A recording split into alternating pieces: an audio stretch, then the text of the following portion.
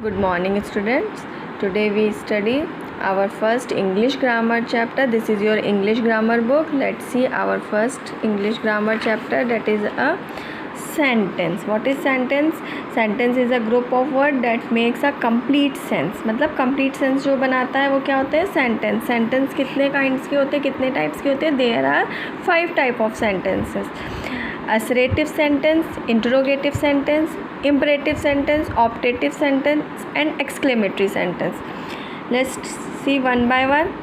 Assertive sentence जो कि declarative sentence भी होते हैं, वो sentences that declares or state any statement, that is a declarative sentence. Interrogative sentence, the sentences that ask a question or inquiry, that are the interrogative sentence, that are expressed by this sign question mark, that is a interrogative sentence.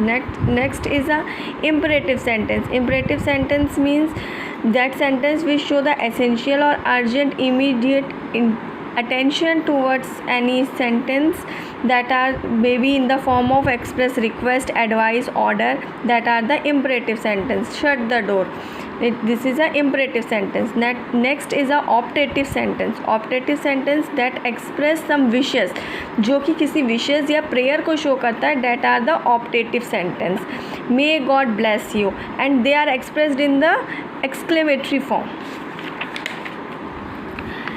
Next is the exclamatory sentence. Exclamatory sentence that show or express the strong feeling or certain feelings of joy, sorrow, wonder.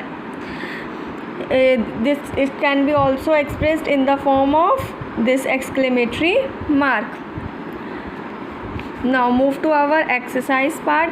That first is identify which kind of sentence. कौन से kind का sentence ही identify करना है, इसको हम दो वे से find कर सकते हैं. देखो, एक तो ये अगर question mark लगा है या exclamatory mark लगा है या full stop लगा है, इससे हमें find कर सकते हैं, easy मिलता है कि ये कौन सा sentence है.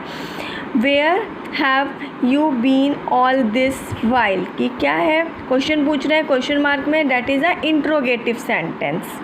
Next, be a bit more careful, that is a imperative sentence. You have to do this exercise in your grammar copy. Okay, exercise number 1. Next, rest of these examples you have to do by your own. Now move to second exercise, that is some words are given below. You have to make a meaningful jumble. Words are given, you have to make a meaningful sentence. Let's see first example. Ship violently, the storm rocked the. Now make a the storm rocked the ship violently. That is the example of this first exercise. Now you have to do rest of all these in your grammar copy. Now move to third one. देखो third one में क्या करना है, make a sentence this type two mention below. आपको एक word दे दिया उन्होंने father. अब फादर से आपको कैसा सेंटेंस बनाना है जो डिक्लेरेटिव भी हो, इंट्रोगेटिव भी हो, एक्सक्लेमेटरी भी हो. अब मैं आपको इसका एग्जांपल बताती हूँ. Let's see. डिक्लेरेटिव कैसे होगा, you should respect our father. हमें अपने फादर की रिस्पेक्ट करनी चाहिए, सिंपल सेंटेंस हुआ. नेक्स्ट इंट्रोगेटिव में क्या होगा, क्वेश्चन फॉर्म करना है. What does his father doing, that is a interrogative. Exclamatory, that means with certain expression से जो आना चाहिए. What a great father you have, that is a exclamatory question. Next, now move to imperative, respect your father. Now about sister you have to do by your own.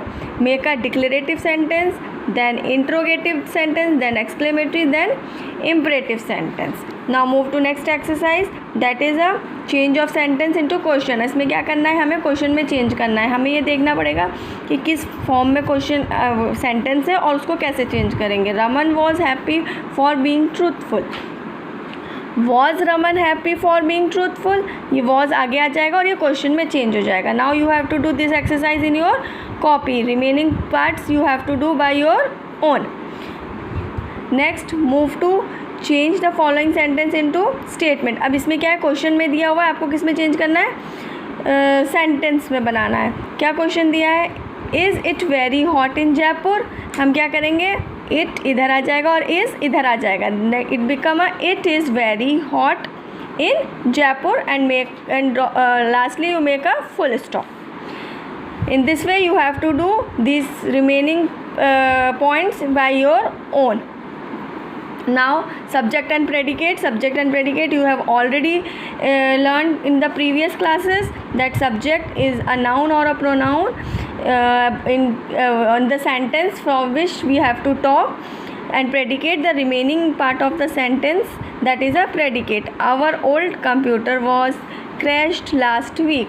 Our old computer is a subject, was crashed last week is a predicate. Now move to next exercise, that is identify subject and predicate. आपको जो sentence दिए हैं ये आपने पहले भी किया है. इसमें आपको जो प्रेडिकेट है वो बताना है और कौन सा सब्जेक्ट है वो बताना है. Take this message to the telegraph office. ये सिंपल सेंटेंस है, इसमें कोई भी सब्जेक्ट नहीं है, तो ये क्या है, सिर्फ प्रेडिकेट है. Next, I bring fresh shower to thirsty flowers.